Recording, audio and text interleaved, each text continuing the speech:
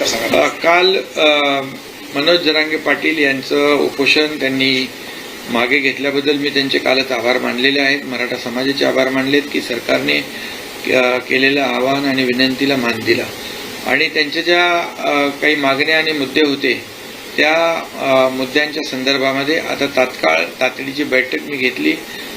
संबंधित विभागातले सर्व chief secretary पासून सर्व विभागाचे अधिकारी, राज्यातले जिल्हाधिकारी, विभागीय आयुक्त यांच्याबरोबर आत्ताच एक बैठक झाली आणि जसं मराठवाड्यामध्ये युद्ध पातळीवर जसे 1,72,00,000 डॉक्युमेंट तपासले आणि कुणबी नोंदी शोधलेल्या आहेत, त्याचप्रमाणे या ठिकाणी राज्यामध्ये देखील प्रत्येक कलेक्टरने याला डेडिकेटेड पूर्ण एक सेल करून विशेष कक्ष स्थापन करून त्यामध्ये जे काही मनुष्यबळ असेल, यंत्रणा असेल, ज्या आवश्यक बाबी आहेत त्याची पूर्तता करून या शिंदे कमिटी, जस्टिस शिंदे कमिटीच्या मार्गदर्शनाखाली कुणबी नोंदी ज्या आहेत युद्ध पातळीवर शोधण्याचं काम करावं आणि त्यामध्ये डिव्हिजनल कमिशनरने देखील याच्यावर मॉनिटरिंग करावं. डे टू डे याच्यामध्ये मॉनिटरिंग झालं पाहिजे आणि जिल्हा लेवलला देखील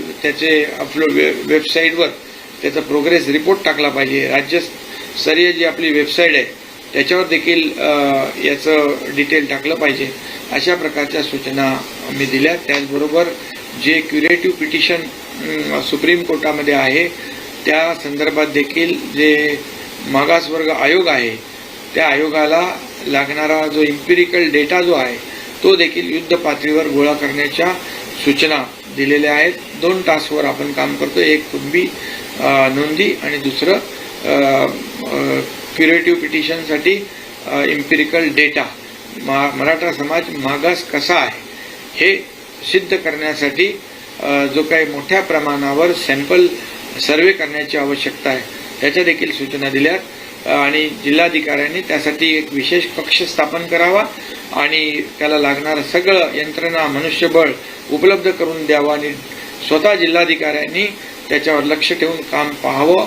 विभागीय आयुक्तांनी मॉनिटर करावं आणि राज्य पातळीवरून देखील ACS आमचे गद्रे त्याच्यावर मॉनिटर करतील, आढावा घेतील आणि CMतून खारगे हे देखील त्याचा आढावा घेतील जेणेकरून कुठेही काही त्रुटी राहिली तर त्याची पूर्तता करता येईल आणि म्हणून युद्ध पातळीवर हे काम करण्याच्या सूचना संबंधित विभागाला मी आता दिलेल्या आहेत. तर तुमच्यातर्फे न्याय देण्याचा प्रयत्न सुरू आहे, बैठका होत आहेत, निर्णय घेतले जाते, पण विरोधकांकडून अजूनही राजकारण होत आहे आणि ते अजूनही पाहतायत की याच्यामध्ये कसं लोकांची नाही. याच्यामध्ये विरोधकांनी देखील सहकार्य करण्याची आवश्यकता आहे. विरोधी पक्षाच्या सर्व नेत्यांची बैठक देखील आम्ही बोलवली होती.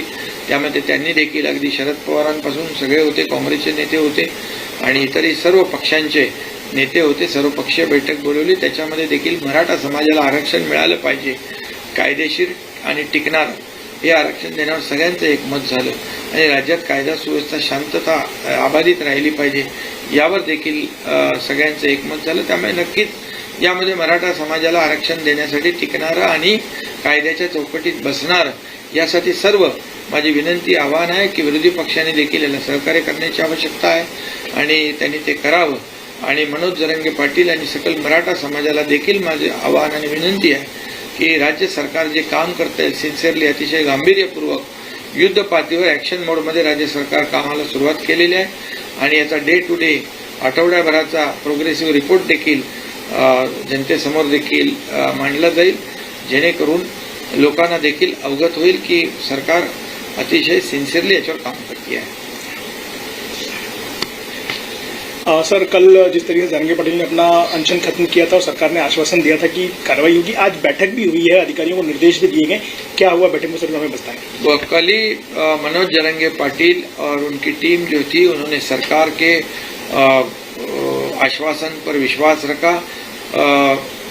यहाँ से 2 निवृत्त न्यायाधीश जो रिटायर्ड जस्टिस उनको भी भेजा था, गायकवाड़ और सुकरे जी, और उन्होंने उनको काफ़ी जो कानूनी बातें हैं, कानूनी दायरे में कैसे ये हमारा मराठा आरक्षण जो रिजर्वेशन कैसा टिक पाएगा और कुणबी जो सर्टिफिकेट है, जो पुरानी उनकी जो नोंद है, दस्तावेज है, उसके बारे में कहने के बाद में हमारे मंत्रिमंडल के सहयोगी भी वहां गए और सरकार के आह्वान को, विनती को उन्होंने मान देकर अपना अनशन पीछे लिया और उन्होंने कुछ मांगे जो है, उनकी जो डिमांड्स है, जो मुद्दे हैं, उस पर तुरंत आज सरकार भी एक्शन मोड में आ गई है। सरकार, मैंने अभी चीफ सेक्रेटरी से लेकर सभी जो संबंधित विभाग के सेक्रेटरी हैं उनकी एक बैठक ली और पूरे राज्य के कलेक्टर और डिविजनल कमिश्नर उनको भी उनके साथ बैठक हो गई है अभी, और उनको सूचनाएं दी गई है कि जो कुंभी जैसे प्रमाण पत्र मराठवाड़ा में 8 जिलों में देने का काम जस्टिस शिंदे कमेटी ने किया है, उसी तरह वैसे ही काम पूरे राज्य में हो। और इसलिए कलेक्टर को आदेशित किया है कि इसके लिए एक विशेष कक्ष बनाया जाए और उसका डे टू डे मॉनिटर हो, उसको यंत्रणा जो है, मैन पावर है, सब चीजें जो आवश्यक है, वो सब देने का काम जिलाधिकारी के माध्यम से हो जाएगा और डिविजनल कमिश्नर ने उसको भी मॉनिटर करने का काम करना चाहिए।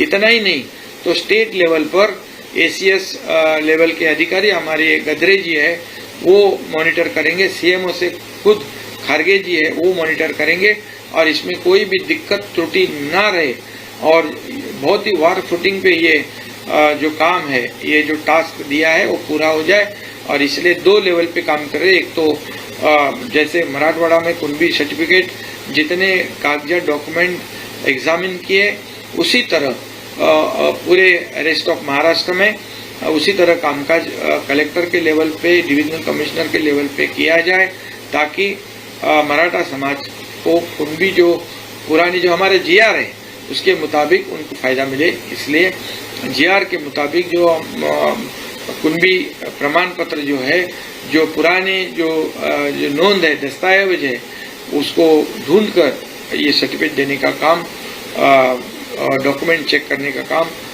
वार फुटिंग पे करे, ऐसे निर्देश दिए हैं और काम शुरू है। सर, ऑल पार्टी मीट में सारे ही दलों ने भरोसा जताया था कि सरकार के साथ मिलकर काम करेंगे, लेकिन जो टीका टिप्पणियां हो रही हैं बाहर से, उनको आप क्या कहना चाहेंगे? देखिए, मैं तो कहूंगा कि हम सरकार की नीयत साफ है। सरकार पूरी तरह, सरकार का इंटेंशन क्लियर है कि मराठा समाज को न्याय मिले और वो भी टिकाऊ हो और कानून के दायरे पे ये टिकना चाहिए, कानून के दायरे पर कंफर्म होना चाहिए। इसलिए जैसे पिछले समय जो देवेंद्र जी मुख्यमंत्री थे तब रिजर्वेशन दिया, हाई कोर्ट में कंफर्म हुआ, लेकिन दुर्भाग्यवश सुप्रीम कोर्ट में रिजेक्ट हुआ और ऑब्जर्वेशन में जो खामियां, जो त्रुटियां निकाली है उस पर काम कर रहे और बैकवर्ड कमीशन काम कर रहे हैं। उसको भी ये कलेक्टर लेवल पे, जिले लेवल पे जो भी आवश्यक मदद चाहिए वो देने का काम, एम्पिरिकल डेटा कलेक्ट करने के लिए भी वॉर फुटिंग पर काम करेंगे। और इसलिए सभी अपोजिशन पार्टियों को भी मैं आह्वान करता हूं, जैसे उनको मीटिंग में भी बुलाया था तभी उन्होंने सहयोग किया था कि मराठा समाज को आरक्षण मिलना चाहिए और राज्य में कानून व्यवस्था ही बना ये रखने की आवश्यकता है। ये सभी जो चीजें हैं उस पर एकमत हुआ था। इसके आगे भी मराठा समाज को आरक्षण देते समय, कुंभी प्रमाण पत्र देते समय ये विरोधी पक्ष ने भी सहयोग करने की आवश्यकता है। इसमें राजनीति किसी ने भी नहीं करनी चाहिए। राजनीति करने के लिए बहुत से बाकी संधियां प्राप्त होती है, अपॉर्चुनिटीज है, लेकिन ये जो है ये सरकार ने पूरी तरह गंभीरता से लिया हुआ मुद्दा है और सरकार पूरी तरह से मराठा समाज को आरक्षण जो है टिकाऊ और कानून के दायरे में टिकने वाला और अन्य किसी भी समाज पर अन्याय नहीं करते हुए ये मराठा समाज को न्याय देने का काम सरकार करेगा।